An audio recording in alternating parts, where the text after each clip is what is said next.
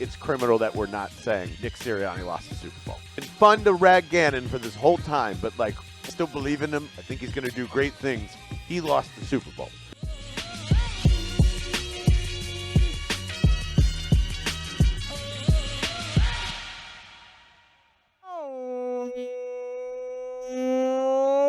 What's going on, Philadelphia? Hello, everybody. Live and in person from our own home offices in our respective places of living. I am John Barchard. That is Vince Quinn, the most beautiful Taylor Kredatus in the internet ether, hanging out with us as well. And Vince Quinn, man, do we have impeccable timing with talking about defensive coordinators and then simultaneously turning down the job almost 6 hours after recording. Pretty impressive stuff. So, our boy from Wisconsin is getting hip surgery and cannot coach this year and was going to take the year off. Howie Roseman, send draft 2. Can you let a dude know you're interested in him so he can contemplate not having hip surgery and be I'm heartbroken, Vince Quinn. Now Vance Joseph is gone, and I think that's a good thing. Where do you stand? Are you freaking out like Cato in the frickin' Discord? Yeah, I feel bad for Cato who's like, it's going to be Denard Wilson. But I think if it wasn't Cato, it was somebody else in the Discord that was totally 100% on with what's going to happen, which is it's going to be Denard Wilson. And then what's going to happen is he's like their fifth option, and they just fall into him because he's there and nobody hired him or hired him away. And they're going to go, yes, this is our guy. He's always been our guy. We did a thorough search. Like, it was so on the nose perfect, all the commentary, and I just fully believe that's what's going to happen now. Yeah, it's a late start, and they can hide the fact that they didn't, offer a large sum of money to Jonathan Gannon to hang out and stay as a defensive coordinator. But would you say this is scrambling, or is this due diligence? And I feel like it's just due diligence, so yeah, I'm not worried about it. I do think it's due diligence, and I think if their floor is Denard Wilson, it's fine. It's just he's clearly not their guy, or they wouldn't do all of this. Like, they would have interviewed people, and it would have been over already. So clearly they're open to other people, and they're not blown away by Denard Wilson, and it is what it is. So, yeah, talk to these guys, get ideas, learn what's going on in college, at least have an understanding of it. And then if you're telling, hey, Denard, well, by the way, Jim Leonard told us this thing in the meeting, and we thought that was pretty interesting. Can you look into that more? Like, do that. It's the whole point. What, now the Eagles are trading information between Michigan and Wisconsin? Okay. Yeah. Right. Well, isn't that part of the value of like asking what their scheme is and what they do? You're asking about philosophy. And Leonard really doesn't technically work for the university anymore. So, maybe he's like, hey, here's how you go beat these guys, by the way. At least that's what I would do. It's not that level of secret dealing. They're not like meddling in the affairs of the Big Ten. They don't give a shit. But if you can get information from all these guys, which you're naturally going to do, hey, explain what your system, what your core principles are, and how would that apply to our team, all that kind of stuff, then yeah, you're learning a lot of things, or you're at least getting exposed to a lot of different things, and you can apply that to the Eagles as much as you want. Like, and that's a lot of the stuff that's going to thinking about today, right? Because here's the whole interesting thing. Like, I'm looking at Twitter. And just over the last couple of days, all I see is people fucking bitching about Quez Watkins, and it's hilarious. It's hilarious. Like, it's legitimately funny to me because it's like, guys, he's the third wide receiver. He's really not a significant part of this team. Whoa. He's not. Exactly. That's why people are bitching about him, and I think that's a fair thing. And and Vince has a great list to kind of get into here on what this team actually needs and what it doesn't. I think that's a good debate to have. Wide receiver 3 is 100% on that list for me. Real quickly, though. Top? Is it like at the top of your list? For offense, yes. Yes. For whatever. All right. Are you upset at all about Vance Joseph going to the Broncos? No. Because I know. Are you sure? No. He's going to touch Russell Wilson. He's going to be around him every day, so I wanted to make sure you're okay. Well, yeah, no, I'll be fine with that. It's okay. I mean, if anything, if we're going to talk about takes of mine from the last year, how about Kyle Hamilton, John? How about that fine little graphic that came across? Thank you, Ramos. How about that fine little graphic about Kyle Hamilton being the best graded safety from PFF in like 20 years or whatever the fuck it was? Good for him. Good for him. And good for me. I'm taking credit for good takes when I got them, God damn it. And I was damn right on Kyle Hamilton. Jordan Davis was in the Super Bowl. Just want to point that out. Yeah, how many did he play? But more than fucking Kyle Hamilton, who played 0. So, yeah, I'm not heartbroken at all. I am heartbroken that you don't believe that this team desperately needs an upgrade at wide receiver, which is silly to say considering the 2 years of Devontae Smith and AJ. But you're insane if you don't want an upgrade. And I know the wide receiver veteran market coming into March, everybody's calling it dog shit. Not if you're the Eagles. There are some good 1-year deals that you can upgrade Quez Watkins from instantly if you need to. But this is unless you're going to draft T's boy, and now and officially both of our boys, but I just want to give T credit because he's been over Quentin since the beginning. If you're not talking about drafting that kid, then I don't think your wide receiver 3 is in the draft past the 2nd and 3rd round. I don't think it's that great. That it's a mixed bag. Judging from all of the people I trust, from Dane Brugler to Josh Norris and all those guys. So I think it's a major need right now, a major need outside of almost everything else. Yes, it's not a major need at all for me. I mean, you look at this team and all the different problems they've got. Like in terms of the offense, like what is he? What is Quez Watkins? You've got A.J. Brown, Devontae Smith, Dallas Goedert, Jalen Hurts is a runner. You've got whatever is going to be the running back, which is going to be a priority over that. Like, he doesn't really matter. It doesn't suck that he dropped the ball in the Super Bowl. Yes, he's a 6th-round draft pick, okay? The guy was never... I know. That's why it needs to be upgraded. I'm not pointing at Quez and saying, you dumb asshole. How come you're not better? Because he's exactly what I thought he would be. And...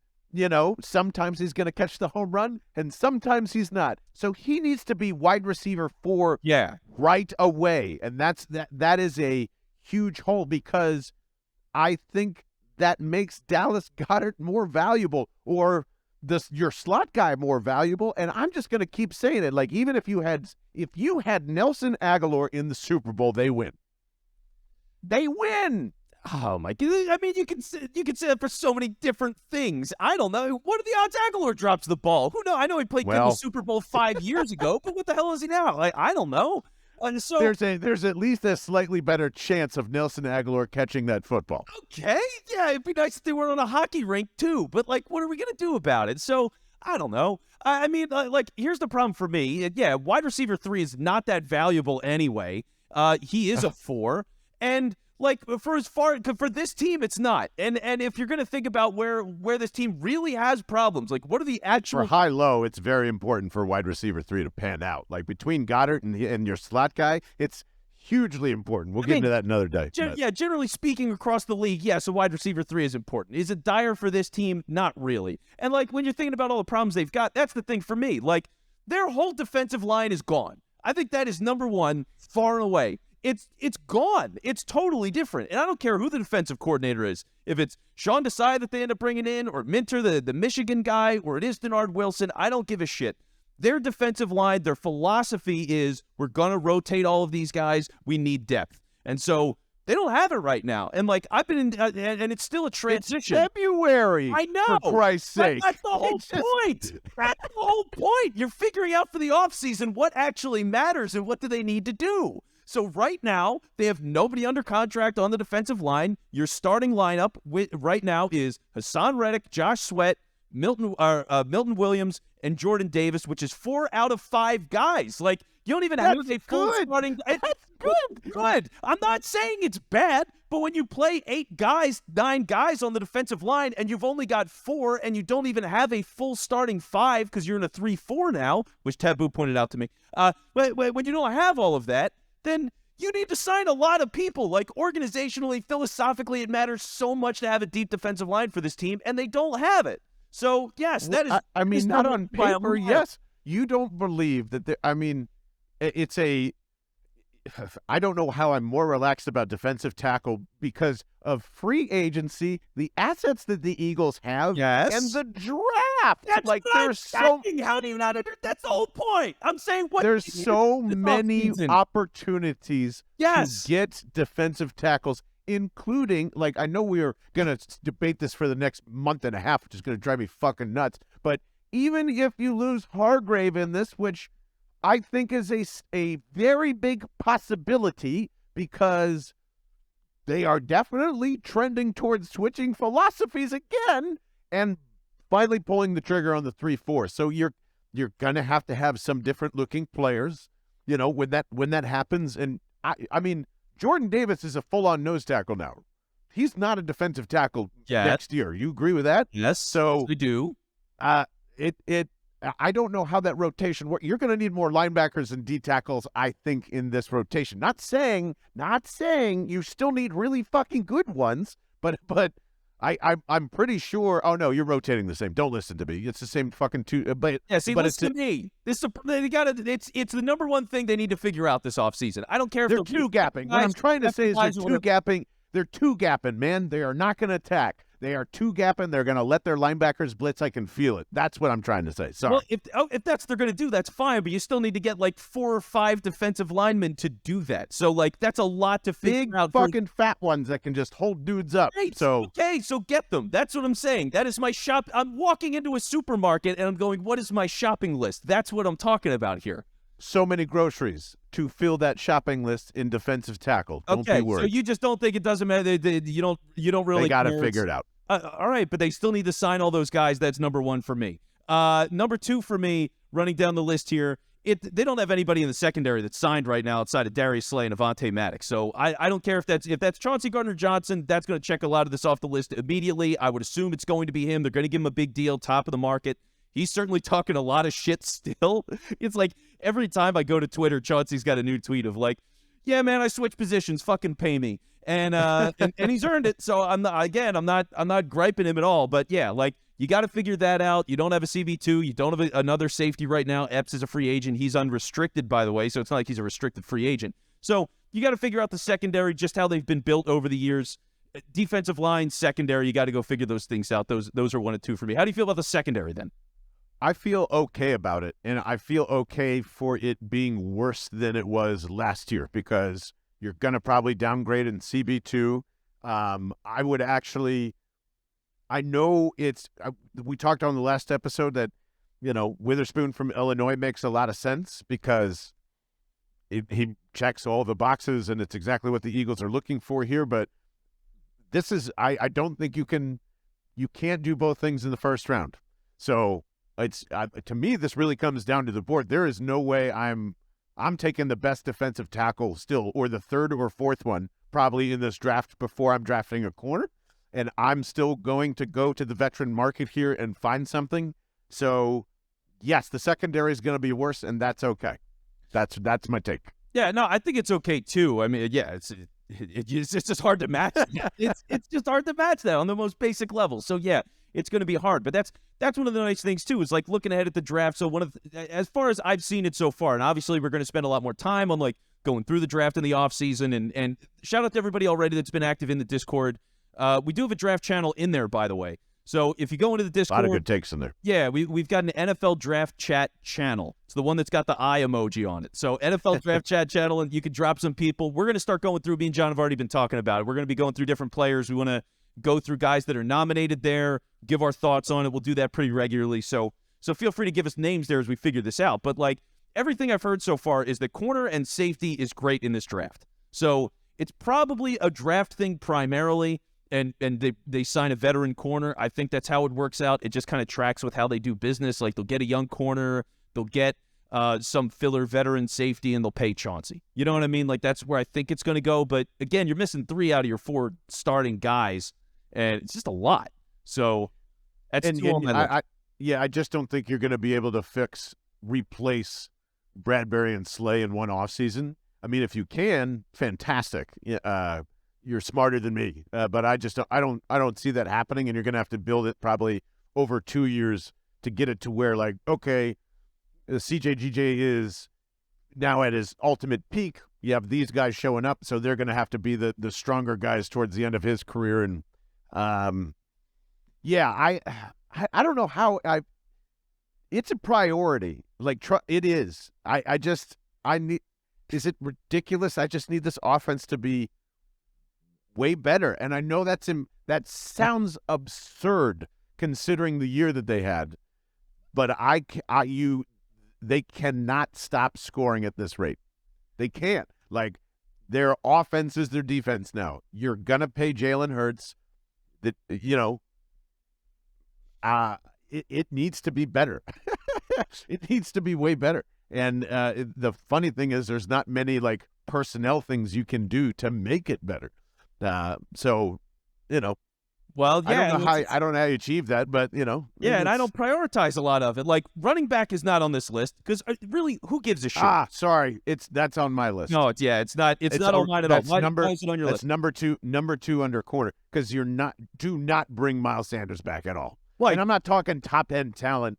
Wait till the third round. But I mean, when I tell you that Zach Charbonnet will absolutely change the way that the Eagles run the football because the offensive line will still be good, that rotation of him and Kenny Gainwell, oh my God. To me, I think those are the power moves that you have to make. This is when you spend a premium-ish asset on a running back when you can, not in the first round ever, .com, unless it's 32 or something. And you're getting some sweet picks on the way down. Zach Charbonnet is to me the 8. That's going to be really stupid to say, but I'm going to say it anyway. Okay, he's the 8. He's the A.J. Brown you need in the backfield.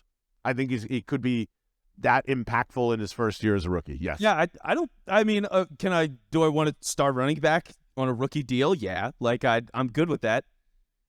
Miles Sanders put up like 15 touchdowns this year and 1,200 yards or some shit. Like he put up crazy good numbers, and we don't even think he's that good. We don't even think he's worth $4 million. Like, this guy is begging to come back to the Eagles already, which is not a good sign for him coming back as an Eagle or getting any money anywhere on the market. So, like, that's where he is, and that's what he did with this team, which is why, for me, if I'm going down the list, defensive line 1, secondary 2, third is offensive line. Like, that's it, and it goes up to number 2, or it goes up to number 1 if Kelsey retires. But if you're looking at this, Samal is going to be gone. So odds are he's hitting the free agent market. You're not going to pay him. That's fine. You can plug in Jack Driscoll if you want. Dillard's going to be gone. You need depth at developing tackle. Some of these other guys, I mean, they're coming and going. Like, what's his name? Sua Opeta, for example, is like come and gone. Do I really believe it? Like, he's a depth guy. He's fine. But if Cam Jurgens is going to move in, he's going to be your starting guard. You basically have nobody in your depth on the offensive line. Guys get hurt all the time. Josh Sills was a guy that they were developing, and he's got a whole rape charge that he's dealing with, so who knows what his deal is. Like, I'm surprised he's still on the roster, to be honest with you. I don't know if there's like a stipulation keeping him on or what. But either way, offensive line is like they got a whole open second line again, and it's going to be who do they choose to develop? Are they signing guys? Like, they're usually good with free agents, except for like Demetrius Bell. But outside of that, they usually do a pretty good job. But they got to figure that out, man. If Kelsey's gone, then I mean you're replacing 2/3 or 2/5 of the offensive line. Like it's going to be a lot. Well, they replaced Kelsey already, and I'm not saying he's going to be Kelsey, but he's here in case that happens. I just don't foresee that happening. And plugging in Cam at guard is, I mean, that might be just just as good as Seumalo being there, just not in terms of experience, but in terms of like power and athleticism and all the things that he could provide for you. It might be a small upgrade if Kelsey stays. And, you end up getting his motor going too and pulling all over the place. And then if we're worried about depth in terms of like interior, rounds 3 through 7 are perfect for this draft for it because there's not a lot of top end guys. To me, guard depth is the easiest thing to get. Tackles are going to be a whole nother situation. And I don't know if I would say that's probably a higher priority than replacing Isaac Seumalo or thinking that way. If there is an opportunity that you think you can develop a not dramatic drop-off from Lane Johnson in this draft, I think you do it in the second round. And that would be interesting to see. I would suggest, Brandon Thornton, who does an incredible job. All he does is freaking grade offensive and defensive linemen and really involved with the O-line masterminds that's down there that Lane Johnson goes to. Definitely follow him throughout this draft process because that's all I'm really looking at. I think you have to take a stab at a right tackle if you like one and just see what happens over the next year or two. Yeah, and so that's the thing. It's just like getting depth, developing all those things. They're always ahead of it. They're always big on it. This is going to be a big year for that. So for them, just making all these different decisions, there's a lot to go on there. And it's funny because like we're talking about all these different positions and the biggest needs, and a lot of this is depth for me. It's like backup players, but they're rotational guys and all. So that's really where the focus is, which is why like Quez still not on my list, running back still not on my list. I have backup quarterback over even linebacker. They have one linebacker on the roster that's maybe worth a damn in Kobe Dean, and it's not even in my top couple of positions. Like, I would rather go and make sure we're paying enough money to get or drafting high enough of a guy to be a quality backup to Jalen and do that more than anything else. Like, you got to consider the era that we're in, right? Or the space that the Eagles are in. What's the biggest advantage that all these teams have that are dynasties that win the Super Bowl? Kansas City right now, everything with Andy Reid, 5 years. Mahomes hasn't played a road playoff game. Tom Brady, all those Super Bowls, always was the 1 seed, always at home. Like the backup quarterback and being able to win a game or two, it was close with Minshew, and they almost didn't do it. So think of how dramatically different all this could have been and what we would be wondering, even though they lost. Like you would kill for this compared to Gardner Minshew loses all the games. They end up not being the 1 seed. They have to go on the road. Like whatever the hell can happen there. You'd have to wonder, and odds are they're not in the Super Bowl. So go get a good backup. I don't know who's out there. It's going to be weird with the market, Aaron Rodgers and Derek Carr and all that stuff. I'm not sure how it's going to shuffle guys, but like I'm way more interested in backup quarterback than I am about wide receiver 3. Oh, same. And the problem is everybody is going to be looking for the next Jalen Hurts now because, as you always say, like, got to copy it. So who's the second-round quarterback that you can go and get?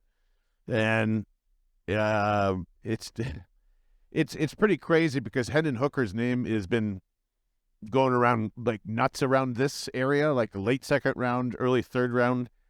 I would openly welcome and take a crack at that. I mean, he seems like a really good, perfect backup quarterback to possibly be one of those starters, that we see like Jalen. I mean, I really don't see that, but I think he'd be a fantastic backup to have. The good thing is there's a ton of quarterback talent, and unfortunately, there's a lot of teams that need QBs, and everyone is selling them on a lot of different people. Who's the kid from Kentucky? Getting a ton of love. Yes, getting a ton of love right now. And I'm sitting here thinking, oh, yeah, Anthony Richardson maybe he'll be at the bottom end of the first round, and now the odds have shot up on him like possibly being the first overall pick. So I'm really curious to see how this all grades out. But I do think it's a great thing that this is happening for the Eagles when it's happening, because I'm kind of more confident than ever that they will land one of those or be in position to land a great defensive tackle because of the QB needs up front. So, I mean, look, I'm all about it if they can go get it. If those guys, especially the Jalen Carter trade-up scenarios, I'm going to have to watch him a little bit more because I've only just seen a highlight here or there on Twitter. I haven't even watched like basic YouTube highlights yet. But the guy's a game wrecker. Fuck yeah. Like, that's what the game is now, right? Like, so many of these guys, how valuable is it to have a defensive tackle that can be a legitimate pass rusher? Because just less ground to cover. I mean, it's more of a straight line. All these guys, I mean, Reddick, think about how crazy it is for him. This guy, he's lining up like 10 yards away from the quarterback, and then he's got to like swing around tackles and come from behind and spin moves and all this shit. And as a defensive tackle, it's just like, here you are, I'm throwing you aside, I'm going straight, and I'm killing that guy. Like, that's why Aaron Donald's one of the greatest to ever do it. Like, he's one of the most valuable players of all time because he's an elite pass rusher at a defensive tackle spot, and they have to double or triple team him. And he's still getting sacks like crazy when he's healthy and, not playing like 5 games. But, man, it's just like, yeah, go get that guy. Go get that. Go continue to beef up the defensive line. Draft all those guys, tackles, ends. It doesn't matter. Like, even if BG comes back, get another DN to bring that guy in and let's develop him and let's see what happens. I'm all about finding the new 3-4 Fletcher Cox. So whoever that might be, that's why I got to jump in the Discord. It's bellandthebirdmen.com. And it's going to be a fun ramp up in the next month and a half. Let us know what you think too. Maybe I'm nuts, but I feel like they can land a really good D tackle and find a way to a veteran corner again. I would probably still try and use an asset on that. Show about a second or third rounder to somebody that's I'd welcome a conversation about Ramsey. I'd welcome it. Ooh, You know, ooh, spicy. I'm not saying I like I being want it. I'm just saying I'd welcome it though, just to see what's out there. Yeah, He's lost a step. I get it, but I mean, shit. If you have him and Slay, that's not bad for. I mean, how old's Jalen Ramsey? He's got to be like 28, right? There's no way he's old. He's younger than Bradbury for sure, but he's not a spry chicken as well. He's 28. God damn, I'm good. Okay, there. So, some good discussions to be had. And unfortunately, the 94 WIP Midday Show beat me to the punch, but I was thinking the same thing. And I just got to say this before we end. It's criminal that we're not saying Nick Sirianni lost the Super Bowl. Like, it's been fun to rag Gannon for this whole time, but, like, come on. I still love the man. I still believe in him. I think he's going to do great things. He lost the Super Bowl. That has not been said once out loud, and I appreciate what I'm assuming is Joe Giglio saying it, because it's fucking true. It's ridiculous. They put up 35 points. Yeah, and they didn't go for it when they should have, and they kicked a field goal when you shouldn't have, and even his own players said, when we kicked that field goal, that's when I knew. That's what A.J. Brown said, and that's the head coach making that decision, and the head coach has every opportunity to go, Jonathan, fuck you, blitz. And if he doesn't have the balls to do that, well, then he just lost himself a Super Bowl. So Nick Sirianni lost the Super Bowl. That is an okay thing to say and criticize because he did of his inexperience. And that's why, from cleats to everything else, yes, 100%. He is the head coach of the team that lost the Super Bowl. I'm not saying he's why they lost the Super Bowl. I can't do it. It is for Gannon. They did. They can't then with one of the then grab his collar and tell him send everybody and let them score and push them in and get the ball back in the hands of your quarterback who's probably going to go down and score. No, too early, too late. I mean, way too late. We knew that was coming. So sorry, they lost that game because of him. He flinched twice. You have to be perfect. Jalen had to be perfect. Neither one of them were perfect, even though they were phenomenal. Yeah, they lost. But the defense, they are the reasons they lost. How would you characterize the defense then from their performance overall in that game? If those guys were not perfect but very good, terrible in the second half. Okay, horrible, horrendous. Yes, terrible that you didn't make an adjustment. Equally as terrible that the head coach didn't pull him aside and say, "This is my show. Fucking do something else." That, worked in the first half. He's as no. They gave him 15 points. You sat through a whole quarter of football and be like, they'll figure it out. They'll get a stop eventually. Blah blah blah. The man that stood there and said 32 out of 32 head coaches would have punted there. Are you fucking kidding me? What an absurdly ducking answer that was. I'm just venting from the past because there was so much shit going on. I'm just saying that is a dead on take. He lost the Super Bowl. Not his defensive coordinator lost it for him. That's an excuse. That's bullshit. He lost it. And he will be back there and remember every single moment of that and probably never do it again. And that's why I love Nick Sirianni. Is he going to... Everybody happy? Okay, great. No, I'm not happy, but fine. You can yell at John and tell him he's wrong. So do that. 215-509-5833 is our text line. You can hit him in the Discord as well, but he's fucking wrong. It's with a fish they give in him the face. 38 points or whatever it is. Get out of here. Get out. Okay. All right. We appreciate you listening, whether you think I'm an idiot or not, because that's what's fun about all this stuff. We get to spin some wheels and spin some thoughts, and we appreciate you so much. For Taylor Kredatus, that is Vince Quinn, and I am John Barchard, saying we'll see you very soon and very shortly. And please, God, would the Eagles just announce the defensive coordinator already? Okay. Bye.